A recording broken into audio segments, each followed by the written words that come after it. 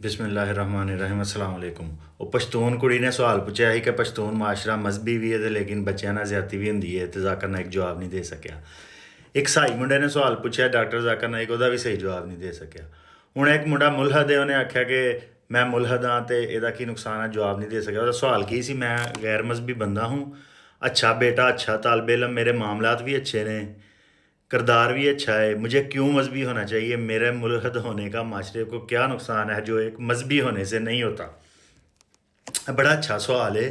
और क्योंकि ਅਸੀਂ ਇਸ ਟਾਈਮ ਨਾ ਸ਼ਿਕਸਤ 'ਚ ਜਾ ਰਹੇ ਹਾਂ, ਮੁਸਲਮਾਨ ਥੱਲੇ ਜਾ ਰਹੇ ਹਾਂ ਤੇ ਸਾਡੇ ਜਿਹੜੇ ਨੌਜਵਾਨ ਨੇ ਨਾ ਥੋੜ੍ਹੇ ਇਲਮ ਵਾਲੇ ਉਹ ਜ਼ਰਾ ਪਰੇਸ਼ਾਨ ਨੇ, ਕੁਛ ਇਲਹਾਦ ਵਾਲੇ ਨੇ, ਕੁਛ ਪਰੇਸ਼ਾਨ ਨੇ, ਕੋਈ दीन ਤੋਂ ਦੂਰ ਹੋ ਗਏ ਨੇ। ਲਾਮਾ ਸਾਹਿਬ ਨੇ ਕੀ ਕਿਹਾ ਸੀ? हम समझते थे फरागत लाएगी तलीम, क्या पता था इल्हाद भी चला आएगा साथ। ਅਸੀਂ ਸਮਝਦੇ ਹਾਂ ਕਿ ਫਰਾਗਤ ਆਏਗੀ, ਖੁਸ਼ਹਾਲੀ ਆਏਗੀ, ਆ ਜਿਹੜੀ ਤਲੀਮ ਹੈ ਤੇ ਨਾ ਤੇ ਖੁਸ਼ਹਾਲੀ ਆਈ, ਉਲਟਾ ਤਾਂ ਇਲਹਾਦ ਨਾਲ ਆ ਗਿਆ, ਸਵਾਲ ਪੈਦਾ ਹੋ ਗਏ ਨੇ। ਬਹੁਤ ਅੱਛੀ ਗੱਲ ਹੈ। ਮੁੰਡੇ ਦਾ ਸਵਾਲ ਅੱਛਾ ਹੀ। ਡਾਕਟਰ ਸਾਹਿਬ ਨੇ ਮਿਸਾਲ ਦਿੱਤੀ, ਚੋਰ ਦੀ ਮਿਸਾਲ ਦਿੱਤੀ। ਯਾਰ ਚੋਰ ਦੀ ਮਿਸਾਲ ਬਣਦੀ ਨਹੀਂ, ਮੁੰਡੇ ਨੂੰ ਫਿਰ ਸਵਾਲ ਪੁੱਛਣ ਨਹੀਂ ਦਿੱਤਾ। ਡਾਕਟਰ ਜ਼ਾਕਿਰ ਨਾਇਕ ਹੋਰੇ ਜ਼ਹਿਨੀ ਤੌਰ 'ਤੇ ਪਰੇਸ਼ਾਨ ਹੋ ਗਿਆ ਜਾਂ ਬੁੱਢੀ ਉਮਰ ਦੀ ਵਜ੍ਹਾ ਤੋਂ ਚਿੜਚਿੜਾ ਹੋ ਰਿਹਾ। ਸਾਦੇ ਸਵਾਲ ਨੇ, ਤੁਸੀਂ ਜਦੋਂ ਇੱਕ ਬੰਦੇ ਨੂੰ ਸਵਾਲ ਖੋਲ੍ਹ ਕੇ ਪੁੱਛਣ ਦੀ ਇਜਾਜ਼ਤ ਨਹੀਂ ਦਿੰਦੇ, ਫਿਰ ਆਉਂਦੇ ਹੋ ਇਹ ਡਿਬੇਟ ਨਹੀਂ। ਜਦੋਂ ਤੁਸੀਂ ਇੱਕ ਬੰਦੇ ਨੂੰ ਪੁੱਛਣ ਦੇਣਾ, ਫਿਰ ਉਹਨੂੰ ਜਵਾਬ ਪੂਰੇ ਬਾਰ-ਬਾਰ ਸਵਾਲ ਪੁੱਛਣ ਦਿਓ, ਉਹਨੂੰ ਗੱਲ ਖੋਲ੍ਹ ਕੇ ਬਿਆਨ ਕਰਨ ਦਿਓ। ਬਹਰਹਾਲ ਡਾਕਟਰ ਸਾਹਿਬ ਸਵਾਲ ਦਾ ਜਵਾਬ ਨਹੀਂ ਦੇ ਸਕੇ। ਜਿਹੜੇ ਮਜ਼ਹਬੀ ਬੰਦੇ ਨੇ ਉਹ ਤਾਂ ਕਹਿਣਗੇ ਹਰ ਹਵਾਲੇ ਨਾਲ ਕਿ ਡਾਕਟਰ ਸਾਹਿਬ ਨੇ ਦਿੱਤਾ ਹੈ। ਸਾਨੂੰ ਵੀ ਇਸਲਾਮ ਨਾਲ ਪਿਆਰ ਹੈ, ਪਰ ਸਾਨੂੰ ਨਜ਼ਰ ਆ ਰਿਹਾ, ਹਰ ਬੰਦੇ ਨੂੰ ਨਜ਼ਰ ਆ ਰਿਹਾ ਡਾਕਟਰ ਸਾਹਿਬ ਜਵਾਬ ਨਹੀਂ ਦੇ ਸਕੇ। ਅੱਛਾ, ਸਵਾਲ ਉਹਦਾ ਇਹ ਸੀ ਕਿ ਮੇਰੇ ਮੁਲਹਦ ਹੋਣ ਦਾ ਮਾਸ਼ਰੇ ਨੂੰ ਕੀ ਨੁਕਸਾਨ ਹੈ? ਨਹੀਂ, ਕੋਈ ਨੁਕਸਾਨ ਨਹੀਂ। ਤੇਰੇ ਇੱਕ ਬੰਦਾ ਹੈ, ਉਹਦੇ ਦੋ ਕਿਰਦਾਰ ਹੁੰਦੇ ਨੇ। ਉਹਦਾ ਇੱਕ ਤਾਂ ਇਨਫਰਾਦੀ ਕਿਰਦਾਰ ਹੁੰਦਾ, ਇੱਕ ਇਜਤਮਾਈ ਕਿਰਦਾਰ ਹੁੰਦਾ ਹਰ ਇਨਸਾਨ ਦੇ।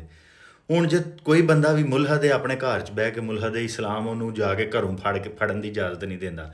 ਠੀਕ ਹੈ, ਉਹ ਜੋ ਵੀ ਖਿਆਲਾਤ ਰੱਖੇ। ਹਾਂ, ਅੱਗੋਂ ਫਿਰ ਤੁਸੀਂ ਜਦੋਂ ਇਜਤਮਾਈ ਮਾਮਲਾ 'ਚ ਤੁਸੀਂ ਆਉਂਦੇ ਹੋ ਕਿ ਉਹ ਸਾਰਾ ਮਾਸ਼ਰਾ ਸੈਕੂਲਰ ਹੋਏ, ਸੈਕੂਲਰਿਜ਼ਮ ਦੀ ਬੁਨਿਆਦ 'ਤੇ ਚੱਲੇ, ਤੇ ਯਾਨੀ ਕਿ ਉਹ ਅਕਲ ਦੀ ਬੁਨਿਆਦ 'ਤੇ ਚੱਲੇ।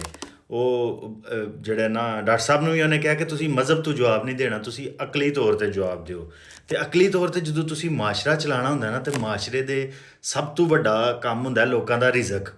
ਸੈਕੂਲਰਿਜ਼ਮ ਦੀ ਬੁਨਿਆਦ 'ਤੇ ਤੁਸੀਂ ਵੇਖਣਾ ਹੁੰਦਾ ਹੈ ਕਿ ਸੂਦ ਮਾਸ਼ਰੇ ਦੇ ਵਿੱਚ ਚੱਲਣਾ ਇਜਾਜ਼ਤ ਹੋਏਗੀ, ਜੂਏ ਦੀ ਇਜਾਜ਼ਤ ਹੋਏਗੀ, ਔਰਤਾਂ ਨੂੰ ਜਿਸਮ ਫਰੋਸ਼ੀ ਦੀ ਇਜਾਜ਼ਤ ਹੋਏਗੀ। ਮਗਰਬ ਦਾ ਮਾਸ਼ਰਾ ਤਿੰਨ ਚੀਜ਼ਾਂ 'ਤੇ ਚੱਲ ਰਿਹਾ, ਸੂਦ 'ਤੇ ਚੱਲ ਰਿਹਾ, ਜੂਏ 'ਤੇ ਚੱਲ ਰਿਹਾ ਔਰ ਜਿਸਮ ਫਰੋਸ਼ੀ 'ਤੇ ਚੱਲ ਰਿਹਾ। ਇੱਥੇ ਥਾਂ ਥਾਂ 'ਤੇ ਕਲੱਬ ਖੁੱਲ੍ਹੇ ਨੇ ਅਤੇ ਉਹ ਸੈਕੂਲਰ ਕਹਿਣ ਨੂੰ, ਉਹ ਸੈਕੂਲਰ ਮਾਸ਼ਰਾ ਹੈ। ਉਹ ਕੌਣ ਤੈਅ ਕਰੇਗਾ ਕਿ ਇਹ ਚੀਜ਼ਾਂ ਜਾਇਜ਼ ਨੇ? ਯਾਨੀ ਉਹ ਮੁੰਡੇ ਨੇ ਕਿਹਾ ਸੀ ਕਿ ਮੈਂ ਖੁਸ਼ ਹਾਂ। ਤੁਸੀਂ ਖੁਸ਼ ਨਹੀਂ ਹੋ ਸਕਦੇ ਕਿਉਂਕਿ ਇਨਸਾਨ ਦੇ ਸਾਹਮਣੇ ਸਭ ਤੋਂ ਵੱਡਾ ਸਵਾਲ ਹੈ ਵੇ ਕਿ ਮੈਂ ਮਰ ਜਾਵਾਂਗਾ ਅਤੇ ਮੇਰੇ ਨਾਲ ਕੀ ਬਣੇਗਾ। ਜਦੋਂ ਤੁਸੀਂ ਸਮਝਦੇ ਹੋ ਨਾ, ਯੂਰਪ ਦੇ ਵਿੱਚ ਇਸ ਟਾਈਮ ਸਭ ਤੋਂ ਵੱਡਾ ਸਵਾਲ ਇਨਫਰਾਦੀ ਤੌਰ 'ਤੇ ਲੋਕਾਂ ਦੇ ਅੱਗੇ ਕੀ ਖਲੋਤਾ ਹੈ ਕਿ ਲਾਈਫ ਇਜ਼ ਮੀਨਿੰਗਲੈਸ। ਇਸ ਦੁਨੀਆ ਦਾ ਕੋਈ ਮਕਸਦ ਨਹੀਂ। ਇਹ ਕਾਇਨਾਤ ਐਡੀ ਵੱਡੀ ਹੈ, ਉਹ ਪੂਰੀਆਂ ਕਾਇਨਾਤਾਂ ਜਾ ਰਹੇ ਨੇ, ਗਲੈਕਸੀਜ਼ ਜਾ ਰਹੇ ਨੇ, ਅਰਬਾਂ ਨੂਰੀ ਸਾਲ ਲੱਗਦੇ ਨੇ। ਅਤੇ ਉਹ ਜਦੋਂ ਕਾਇਨਾਤ ਵੱਲ ਵੇਖਦੇ ਨੇ, ਆਉਂਦੇ ਨੇ ਕਾਇਨਾਤ ਨੂੰ ਕਿਸੇ ਨੇ ਨਹੀਂ ਬਣਾਇਆ ਅਤੇ ਇਹਦੇ ਵਿੱਚ ਅਸੀਂ ਐਡੇ ਛੋਟੇ ਜਿਹੇ ਹਾਂ, ਸਾਡੀ ਜ਼ਿੰਦਗੀ ਦਾ ਕੀ ਮਕਸਦ ਹੈ? ਲਿਹਾਜ਼ਾ ਯੂਰਪ 'ਚ ਲੋਕ ਇਸ ਟਾਈਮ ਕਹਿ ਰਹੇ ਨੇ, ਜਿਹੜੇ ਬੰਦੇ ਖੁਦਾ ਤੋਂ ਦੂਰ ਹੋ ਗਏ ਨੇ, ਉਹਨਾਂ ਦਾ ਸਭ ਤੋਂ ਵੱਡਾ ਜਵਾਬ ਇਹ ਵੇ ਲਾਈਫ ਇਜ਼ ਮੀਨਿੰਗਲੈਸ। ਮਜ਼ਹਬ ਕੀ ਆਂਦਾ? ਜ਼ਿੰਦਗੀ ਦਾ ਇੱਕ ਮਕਸਦ ਹੈ। ਅਨਫਰਾਦੀ ਸਤ੍ਹਾ 'ਤੇ ਜਦੋਂ ਤੁਸੀਂ ਲਾਈਫ ਨੂੰ ਮੀਨਿੰਗਲੈਸ ਕਹਿੰਦੇ ਹੋ, ਠੀਕ ਹੈ, ਤੁਸੀਂ ਜ਼ਿੰਦਗੀ 'ਤੇ ਗੁਜ਼ਾਰ ਰਹੇ ਹੋ, ਲੇਕਿਨ ਤੁਸੀਂ ਮਰ ਜਾਣਾ। ਸਭ ਤੋਂ ਵੱਡਾ ਸਵਾਲ ਇਨਸਾਨ ਦੇ ਸਾਹਮਣੇ ਸਭ ਤੋਂ ਵੱਡਾ ਸਵਾਲ ਇਹ ਵੇ, ਰੱਬ ਤੋਂ ਤਾਂ ਤੁਸੀਂ ਇਨਕਾਰ ਕਰ ਸਕਦੇ ਹੋ, ਮੌਤ ਤੋਂ ਤਾਂ ਨਹੀਂ ਇਨਕਾਰ ਕਰ ਸਕਦੇ। ਮਰਨਾ ਸਭ ਨੇ ਵੇ। ਅਤੇ ਜਦੋਂ ਤੁਸੀਂ ਰੱਬ ਨੂੰ ਨਹੀਂ ਮੰਨਦੇ, ਤੁਸੀਂ ਸਮਝਦੇ ਹੋ ਕਾਇਨਾਤ ਐਡੀ ਵੱਡੀ, ਉਹਦੇ ਵਿੱਚ ਮੇਰੀ ਜ਼ਿੰਦਗੀ ਦਾ ਕੋਈ ਮਕਸਦ ਨਹੀਂ, ਮੀਨਿੰਗਲੈਸ। ਫਿਰ ਮੀਨਿੰਗ ਤਲਾਸ਼ ਕਰਨ ਵਾਸਤੇ ਤੁਸੀਂ ਅਕਲ ਇਸਤੇਮਾਲ ਕਰਦੇ ਹੋ ਅਤੇ ਉਹ ਲੱਭਦੀ ਨਹੀਂ।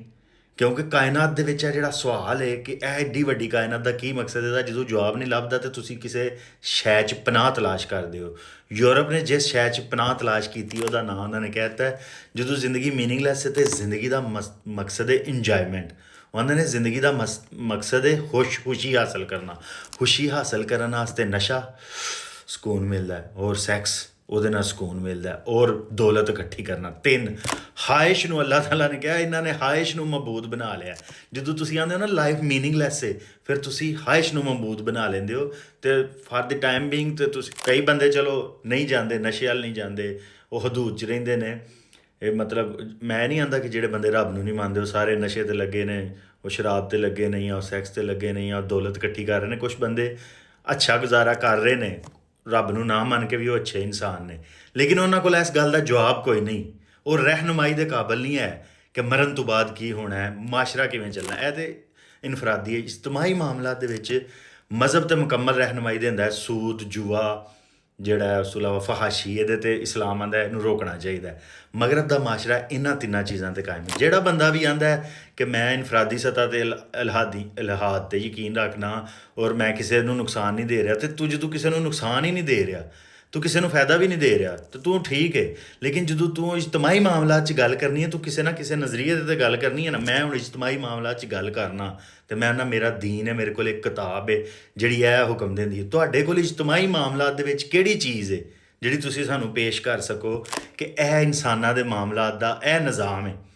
ਦੁਨੀਆ 'ਤੇ ਇੱਕ ਅਮਰੀਕਾ ਦਾ ਨਿਜ਼ਾਮ ਹੈ, ਇੱਕ ਚਾਈਨਾ ਦਾ ਨਿਜ਼ਾਮ ਹੈ, ਇੱਕ ਇੰਡੀਆ ਦਾ ਨਿਜ਼ਾਮ ਹੈ, ਇੱਕ ਪਾਕਿਸਤਾਨ, ਮਤਲਬ ਪਾਕਿਸਤਾਨ ਦਾ ਤਾਂ ਕੋਈ ਨਿਜ਼ਾਮ ਨਹੀਂ, ਗੁਲਾਮੀ ਦਾ ਨਿਜ਼ਾਮ, ਇੱਕ ਇਸਲਾਮ ਦਾ ਨਿਜ਼ਾਮ ਹੈ। ਸਾਡਾ ਤਾਂ ਦਾਵਾ ਇਹ ਵੀ ਕਿ ਸਾਡੇ ਕੋਲ ਇਸਲਾਮ ਦਾ ਨਿਜ਼ਾਮ ਹੈ ਇਜਤਮਾਹੀ ਮਾਮਲਾਤ 'ਚ। ਉਹ ਸਵਾਲ ਅੱਗੋਂ ਇਹ ਹੋਣਾ ਚਾਹੀਦਾ, ਜਿਹੜਾ ਬੰਦਾ ਆਂਦਾ ਕਿ ਭਾਈ ਮੈਂ ਕਿਸੇ ਕੋ ਨੁਕਸਾਨ ਨਹੀਂ ਦੇ ਰਿਹਾ, ਠੀਕ ਹੈ ਤੁਸੀਂ ਨੁਕਸਾਨ ਨਹੀਂ ਦੇ ਰਹੇ, ਤੁਸੀਂ ਹੋਮਿਓਪੈਥਿਕ ਹੋ, ਲੇਕਿਨ ਤੁਸੀਂ ਇਜਤਮਾਹੀ ਮਾਮਲਾਤ ਕਿਵੇਂ ਚਲਾਉਣਾ ਚਾਹ ਰਹੇ ਹੋ। ਜੇ ਤੁਸੀਂ ਚਾਹੁੰਦੇ ਹੋ ਕਿ ਉਹ ਅਕਲ ਦੀ ਬੁਨਿਆਦ 'ਤੇ ਚਲਾਉਣੇ ਨੇ, ਸੈਕੂਲਰਿਜ਼ਮ ਦੀ ਬੁਨਿਆਦ 'ਤੇ ਚਲਾਉਣੇ ਨੇ, ਉਹ ਯੂਰਪ ਨੇ ਚਲਾਏ ਨੇ। ਉਹ ਸੈਕੂਲਰਿਜ਼ਮ ਦਾ ਮਾਡਲ ਕੀ ਹੈ? ਡਾਕਟਰ ਜ਼ਾਕਿਰ ਸਾਹਿਬ ਨੂੰ ਕਹਿਣਾ ਸੀ ਉਹ ਮਾਡਲ ਦੱਸੋ ਜਿਹਦੇ ਨਾਲ ਤੁਸੀਂ ਇਜਤਮਾਹੀ ਮਾਮਲਾਤ ਚਲਾਉਣੇ ਨੇ, ਕਿਉਂਕਿ ਇਸ ਟਾਈਮ ਦੁਨੀਆ ਦੇ ਇਜਤਮਾਹੀ ਮਾਮਲਾਤ ਤਬਾਹ ਹੋ ਚੁੱਕੇ ਨੇ। अल्लाह ताला ने कहा लोगों के हाथों से, कुरान पाक कहता खुशकी और तरी में फसाद बरपा हो चुका है। ये ਜਿਹੜਾ ਫਸਾਦ ਹੈ ਇਹਨੂੰ ਰੋਕਣਾ ਕੀ ਹੈ? ਚੰਦ ਇਨਸਾਨਾਂ ਦੇ ਹੱਥ 'ਚ ਕੈਪੀਟਲਿਜ਼ਮ ਦੀ ਵਜ੍ਹਾ ਤੋਂ ਦੌਲਤ ਆ ਚੁੱਕੀ ਹੈ। ਉਹ ਸਾਰੇ ਇਨਸਾਨਾਂ ਦੀ ਫੂਡ ਵੀ ਉਹ ਕੰਟਰੋਲ ਕਰ ਰਹੇ ਨੇ, ਇੰਸ਼ੋਰੈਂਸ ਵੀ ਉਹ ਨੇ, ਬੈਂਕ ਵੀ ਉਹ ਨੇ, ਅਸਲੇ ਦੀਆਂ ਕੰਪਨੀਆਂ ਵੀ ਉਹ ਨੇ, ਤੇਲ ਦੀਆਂ ਕੰਪਨੀਆਂ ਵੀ ਉਹ ਨੇ। ਇਹਨੂੰ ਨੱਥ ਕਿਹਨੇ ਪਾਣੀ? ਇਹ ਜਿਹੜਾ ਕੈਪੀਟਲਿਜ਼ਮ ਦਾ ਨਿਜ਼ਾਮ ਹੈ, ਇਹਦੇ ਮੁਕਾਬਲੇ ਜੇ ਕੋਈ ਇਲਹਾਦ ਦਾ ਨਿਜ਼ਾਮ ਹੈ ਜਿਹੜਾ ਇਹਨੂੰ ਰੋਕ ਸਕਦਾ, ਤੇ ਅਸੀਂ ਵੀ ਹੋ ਜਾਂਦੇ ਹਾਂ ਮੁਲਹਦ। ਤੇ ਜੇ ਇਹਦੇ ਮੁਕਾਬਲੇ 'ਚ ਇਸਲਾਮ ਦਾ ਨਿਜ਼ਾਮ ਹੈ ਤੇ ਉਹਦੇ ਹੱਲਾਓ। ਉਹ ਡਾਕਟਰ ਸਾਹਿਬ ਅਸਲ ਕਾਬਲੇ ਧਿਆਨ ਦੇ ਬੰਦੇ ਨੇ, ਉਹ ਇਸ ਜਵਾਬ ਨਹੀਂ ਦੇ ਸਕੇ। ਵੀਡੀਓ ਲੰਮੀ ਹੋ ਚੱਲੀ ਹੈ। ਕਹਿਣ ਦਾ ਮਕਸਦ ਇਹ ਵੀ ਕਿ ਇਸਲਾਮ ਦਾ ਜਿਹੜਾ ਪੂਰਾ ਨਿਜ਼ਾਮ ਹੈ ਨਾ, ਇਲਹਾਦ ਦੇ ਕੋਲ ਜਿਹੜਾ ਬੰਦਾ ਆਂਦਾ ਮੈਂ ਮੁਲਹਦ ਹਾਂ, ਉਹਦੇ ਕੋਲ ਇੱਕ ਪੂਰਾ ਨਿਜ਼ਾਮ ਨਹੀਂ ਹੈ। ਉਹ ਆਂਦਾ ਉਹ ਕੋਈ ਜਾਂ ਤਾਂ ਕੋਈ ਪੂਰਾ ਨਿਜ਼ਾਮ ਦੇਵੇ ਨਾ, ਤੇ ਫਿਰ ਅਸੀਂ ਉੱਧਰ ਟੁਰ ਪਈਏ। ਇਸਲਾਮ ਕੋਲ ਤਾਂ ਇੱਕ ਮੁਕੰਮਲ ਨਿਜ਼ਾਮ ਹੈ, ਔਰ 1300 ਸਾਲ ਤੱਕ ਸਲਤਨਤ ਉਸਮਾਨੀਆ ਦੇ ਖਾਤਮੇ ਤੱਕ ਉਹ ਨਿਜ਼ਾਮ ਦੁਨੀਆ 'ਤੇ ਕਾਇਮ ਰਿਹਾ। ਉਹਦੇ ਵਿੱਚ ਸਿਆਸੀ ਨਿਜ਼ਾਮ 'ਚ ਅਸੀਂ ਸ਼ਿਕਸਤ ਖਾ ਗਏ ਸਾਂ ਅਮੀਰ ਮਾਵੀਆ ਤੋਂ ਬਾਅਦ, ਲੇਕਿਨ ਉਹ ਸੂਦ ਦਾ ਮੁਸਲਮਾਨਾਂ ਦੇ ਮਾਮਲਾ 'ਚ, ਜੂਏ ਦਾ ਔਰ ਫਹਾਸ਼ੀ, ਜਿਹੜੇ ਵੀ ਮੁਸਲਮਾਨ ਦੇ ਮਾਸ਼ਰੇ ਸਨ ਉਹਨਾਂ 'ਚ ਇਹ ਨਿਜ਼ਾਮ ਨਹੀਂ ਸੀ ਹੈ। ਉਹ ਤਾਂ ਚਲੋ ਜਦੋਂ ਦੇ ਅਸੀਂ ਗੁਲਾਮ ਔਰ ਜਾਹਲ ਹੋਏ ਹਾਂ, ਸੂਦ, ਜੂਆ, ਫਹਾਸ਼ੀ ਆ ਗਈ ਹੈ। ਸੂਦ ਕੀ ਕਰਦਾ ਹੈ? ਲੋਕਾਂ ਦੀ ਜ਼ਿੰਦਗੀ ਨੂੰ ਤਬਾਹ ਕਰਦਾ, ਜੂਆ ਵੀ ਤਬਾਹ ਕਰਦਾ। ਅਤੇ ਇਹਨੂੰ ਰੋਕਣ ਵਾਸਤੇ ਇਲਹਾਦ ਵਾਲਿਆਂ ਬੰਦਿਆਂ ਕੋਲ ਕੀ ਰਹਿਨਮਾਈ ਹੈ, ਮੈਨੂੰ ਵੀ ਦੇ ਦਿਓ।